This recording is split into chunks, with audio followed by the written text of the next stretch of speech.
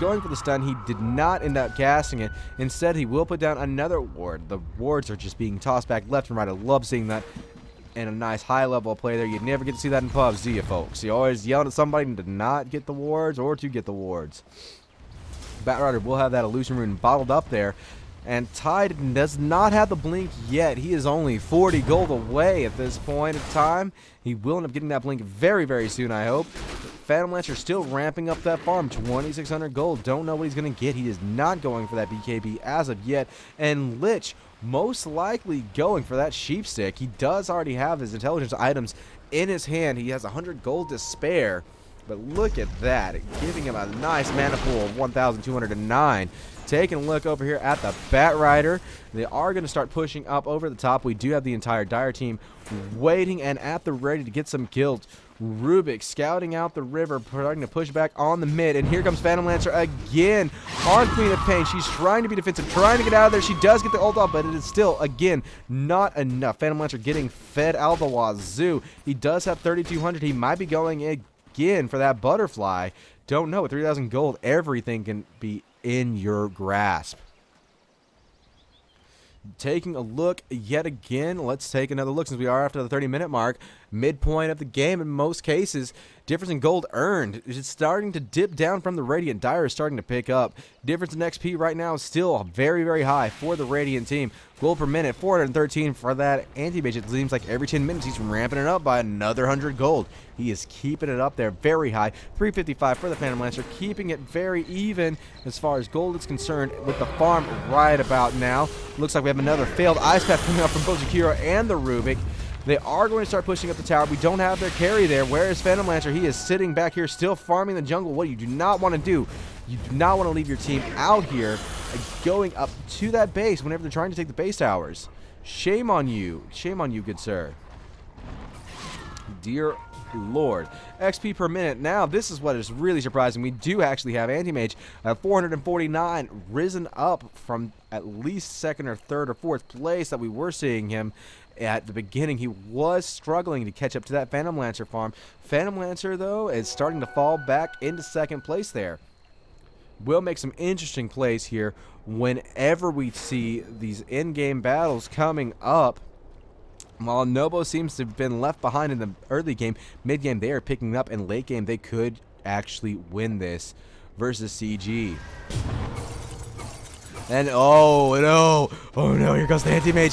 He's trying, he activates the Manta style. They know which one it is. Batrider's haste is almost run out. He's losing a little bit too much mana there from the illusions from anti-mage. Looks like still, yet again, what is going on right here? We do have, again, the Radiant team out of position. Phantom Lancer farming a little too much. He will end up getting out of there, going home to heal up. But again, they are still trying to initiate 4v5. Very, very astounding at this point in the game. You have Wolf there holding off the mid with Rubik. Looks like they are deciding to try to keep everything pushed up towards the river. Again, still no activity over here at Roshan. We don't see any of that happening yet. He's not went down at all. But it might be changing here. We do have a scout coming out from the bench. Well, she does have that observer ward. Where is she going to set it down? She's going to set it down probably right about there. And look at that.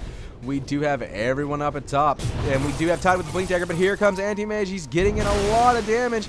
Another gush from Tide slowing him down. Let's try to figure out which one's the right one.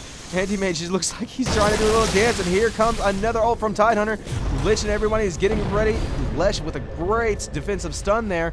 Taking a look down here. Who is Phantom Lancer chasing? Oh, Wolf is chasing the little bit of Vengeful Spirit. He gets stunned in the face. Not able to get off the ice path in time. Caught in the ice from Jakiro. And here comes the swap. And here comes the stun. And it does end up catching someone. Looks like we still have kills being traded back and forth. And here comes that Lich ult. It will only get one hit off on the Queen of Pain. Not able to bounce around. Anti-Mage being held. Trying to be kept out of there. Another ice path from Rubik. But he will end up getting hit by the Queen of Pain ult. And look at that excellent snipe over there by Batrider. Ends up taking out both Lesh and VS from this little trade-off here. They do want to get that tier 2 and possibly the tier 3 for the top lane. I do see them moving up in position. Batrider trying to get off a little bit of auto attack damage, but remember the tower is going to start healing it up whenever the creeps are not there. Roshan is probably feeling very lonely right now. Remember, he likes long walks on the beach, going to the movies, and also possibly devouring you if you look at him the wrong way. Roshan, everyone, only on plentyoffish.com. Swinging him back over here to the top lane. You can see while they are a little mana starved, remember we do have Lich there, not with mana boots. We have Rubik with the mana boots, 6 seconds for those to be off a cooldown. And what sorcery is this? Phantom Lancer still going to farm. As he does have the Ingle Song, he is going for that butterfly, but he's letting the game drag on. And as you can see here, Anti-Mage still picking up steam. Current gold, look at that. Even though he's in the lead, let's take a look and see what Anti-Mage has these days. He's going to go ahead and start building the BKB. And once the BKB comes up, it's GG for the CC. So CG, you better keep your heads in the game and tell your Phantom Lancer what he should be doing right about now. Taking a look here, we do have Morrowind coming to push out that bottom lane. Everybody has Blink Daggers that's supposed to have them. We don't have Rubik with anything as of yet. It looks like he is going to start building that Orchid Malevolence there, keeping his mana regeneration up high, but they might end up losing their their final tier 1. It does go down to the Edict from Leshrac and the auto attack from Queen of Pain. They are wanting to push up there. Anti-Mage getting his farm up. He needs to get the BKB, and there it is. BKB recipe ready to come on. Now it'll end up making a huge game changer there. Mana Style and BKB both. Not only will the BKB make him exposed, though, they won't be able to target him. Remember, this team has a lot of heavy CC that is magic dependent. That BKB starts, it's hard to get him to stop. We do have them doing the tri-lane push up on the top lane. Looking down here at the bottom, still more and more farm. Harder and harder from the Phantom Lancer. He wants to finish that butterfly before he goes in to the battle. He wants to try to evade everything that Anti-Mage will be shoving in his face. But the Anti-Mage farm here, level 18.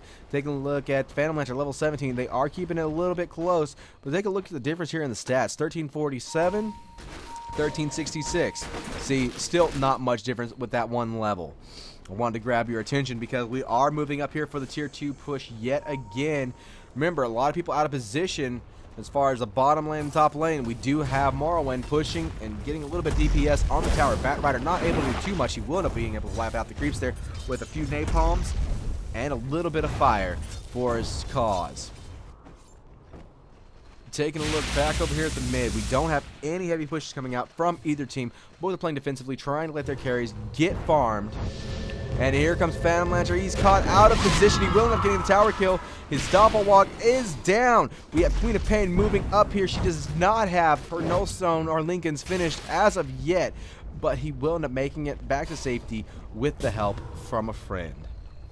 Batrider does have that illusion rune. He will pop it, but remember, we do have a little bit of knowledge here from the ward, so those illusions will be basically useless if anyone was paying attention to the map. Now we do have everyone in positions to start moving up there. Take out that mid. It doesn't have a tier 2 left. You need to start moving it up, and I will put the boom on there. Even though they can't see that, we will put the trademark boom from my cast to let them know it is time to end this.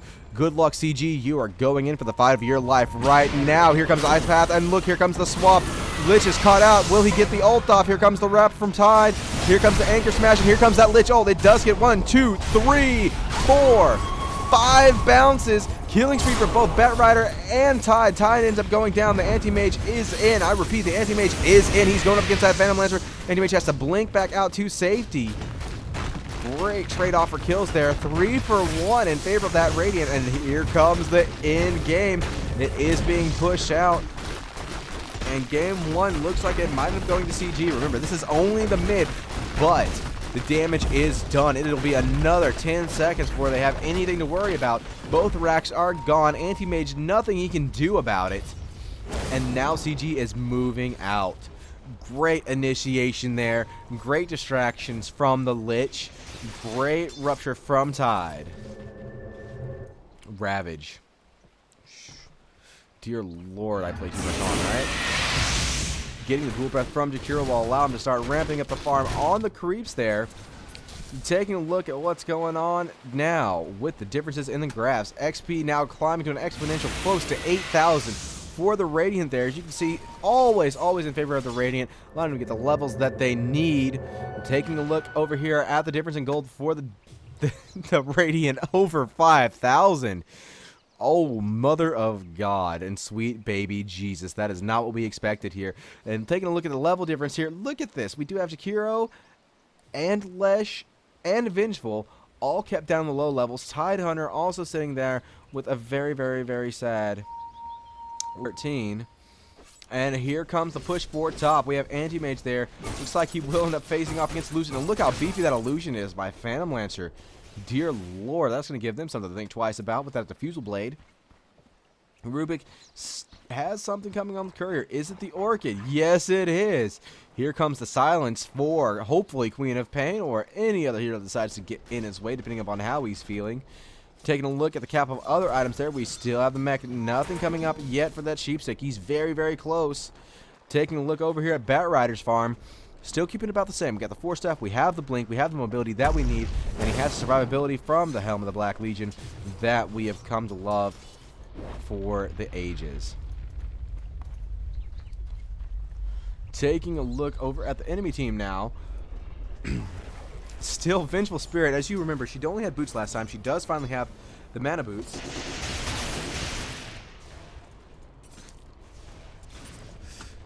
And she's still not able to go ahead and get anything that she wants. I do believe that she is wanting to go ahead and not use the Bring It Basilisk for anything whatsoever. I was trying to think if there's anything she could be using it for. The armor is a little helpful, but not too much. Not able to get off the magic resist items that she needs. She will end up getting lassoed over here, pulled back. As you can see here, not a lot of denies from anyone, most being kept by Jakiro right now. Heaviest last is being caused by the Anti-Mage, keeping him up in that very high position. Yes, Helm of the Black Legion does equal Vanguard. My Han ways are now being shown, am I right? So my apologies there. Yes, Nobo really does need to do a lot to get back into this game right now. We do have Tidehunter and the rest of the team pushing over at bottom. The dual push there. Phantom Lancer pushing uncontested at the top lane. Looks like everyone will be reverting over to the bottom because they feel that is a little bit worse. A little more attention. Ice Path from Jakiro will get stolen by the Rubik yet again. Who's caught out of position? Lesh almost going down to that another Ice Path. Looks like Ice Path is catching everyone off guard. The stun from Lesh will not end up connecting. He's going off from Jakiro, still catching nothing but air. Phantom Lancer is going to go ahead and push the top. Oh, here comes Anti-Mage versus Phantom Lancer. Phantom Lancer does have to top walk out of there. Gets another Manta style popped off by the Anti-Mage. Will end up defending that successfully over the top. Bottom in lane, not able to push up to the tower. Too much friction coming on there from both Queen of Pain and Lesh, just driving the creep waves back yet again. They're also having to fight this mid, which does have no racks, which will end up costing them a lot as we get in here to the final parts of the game. Even though we do have Anti-Mage ramping up his farm exponentially compared to everyone else, it's still not enough to turn the tide, especially whenever you have Phantom Lancer. Look at that. He's already got the butterfly. He is going for the Behemoth's heart. It will be nigh impossible to start killing him here in about another 10 or 15 minutes.